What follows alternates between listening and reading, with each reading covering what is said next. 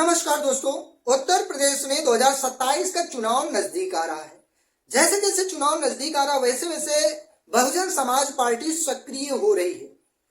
अब ये जो खबरें आ रही है कि इस समय सैकड़ों ऐसी रैलियां हैं 2026 में कि जिसको संबोधित करेंगे आकाश आनंद, और उसमें से कई ऐसी रैलियां, दर्जनों रैलियां होंगी जिसको बहन कुमारी मायावती संबोधित करके अपने वोटरों को एक बार फिर से जगाने का काम करने जा रही हैं।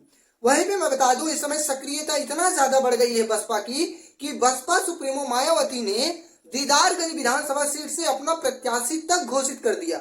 और ऐसा प्रत्याशी जो मजबूत है, जो धन बल से मजबूत है, पिछला 2 चुनाव लड़ा, दोनों चुनाव में महज 400 वोटों से हारा और एक लास्ट वाला चुनाव जो हारे वो 1700 वोटों से हार गया। अब उसको दीदारगंज विधानसभा सीट से प्रत्याशी घोषित कर दिया गया अपने जन्मदिन के शुभ अवसर पर। तो कहीं न कहीं आजमगढ़ जिले में जितने भी सीटें हैं उसमें अच्छा खासा प्रभाव जाएगा। खास करके दीदारगंज विधानसभा का अगर जातीय आंकड़ा देखा जाए तो यहाँ पे लगभग 90,000 मुस्लिम और 80,000 दलित वोटर हैं। तो ये निर्णायक भूमिका में रहते हैं। ये किंग मेकर नहीं बल्कि किंग बनाने की भूमिका में होते हैं। तो यहाँ पे मुस्लिम प्रत्याशी उतारा गया है और जिनका मैं यहाँ फोटो लगा दे रहा हूँ, आप लोग देखिएगा। और यहाँ का जो पहला रणनीति बनाइए, देखिएगा कि बसपा सुप्रीमो मायावती जिस तरीके से बसपा में ब्राह्मण समाज के नेताओं को जोड़ रही हैं। हालांकि ब्राह्मण समाज खुद जो है बसपा को ज्वाइन कर रहा है पंचायत चुनाव को लड़ने के लिए, जिला पंचायत सदस्य के चुनाव को लेकर और जिला पंचायत अध्यक्ष के चुनाव को जीतने के लिए। तो लगातार चाहे वो जौनपुर हो, चाहे वो अमेठी हो, सुल्तानपुर हो, आजमगढ़ हो, यहाँ तक कि अम्बेडकर नगर जैसे जिलों में लगातार ब्राह्मण समाज, क्वेरी, कुर्मी, कुशवाहा, प्रजापति समाज के दिग्गज नेता लगातार बसपा को ज्वाइन कर रहे हैं। और इससे लग रहा है कि आने वाले समय में बसपा अपनी पूरी ताकत झोंकने जा रही है।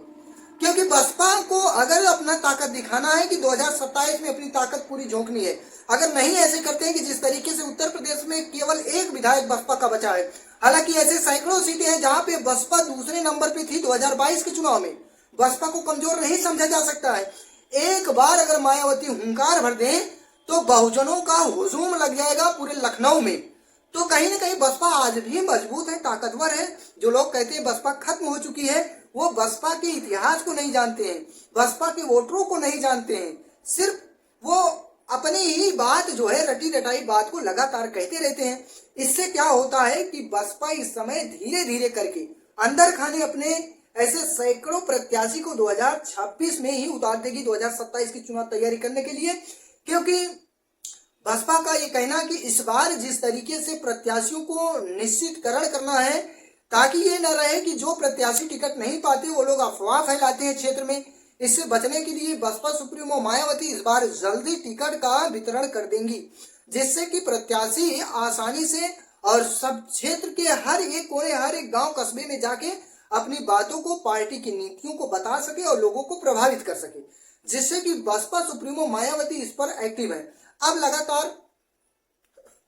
लगातार लखनऊ में नेताओं से मिलने जुलने का जो कार्यक्रम है वो जारी है। हर जिले से, हर विधानसभा सीट से जिन नेताओं को बसपा सुप्रीमो मायावती से मिलना है वो समय लेकर जा रहे हैं, मिल रहे हैं, पार्टी को ज्वाइन कर रहे हैं। अब इससे लग रहा है कि 2007 वाला रणनीति 2027 में अपनाने जा रही है बसपा सुप्रीमो मायावती।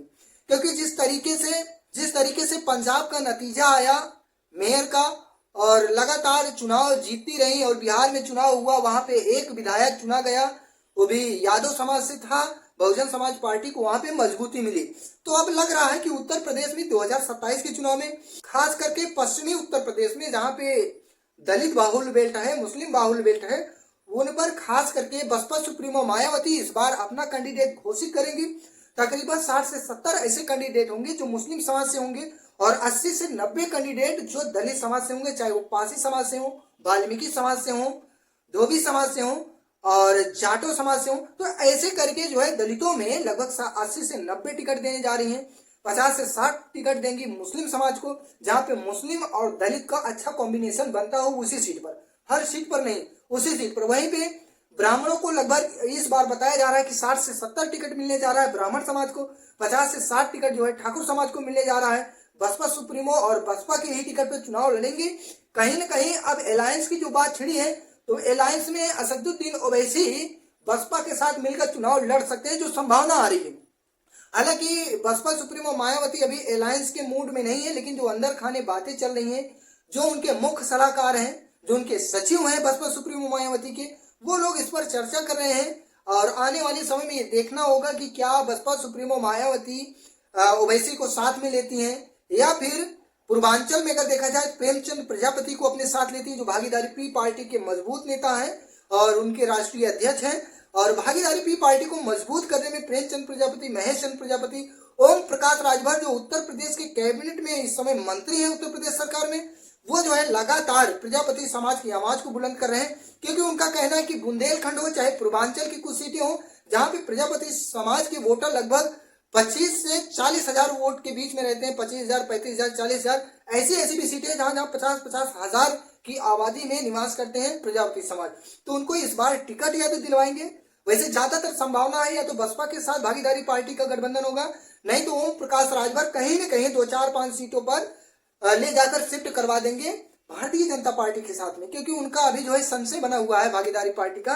तो मुख्य रूप से बसपा सुप्रीमो मायावती इस बार कौन से ऐसे छोटे घटक दल को अपने साथ लेंगी, ये देखने वाली बात होगी। ये तो भविष्य के गर्भ में है। 2027 का चुनाव तैयारियां सभी बड़ी पार्टी और छोटी पार्टी सभी लोग कर दिए, इसमें दो राय नहीं है।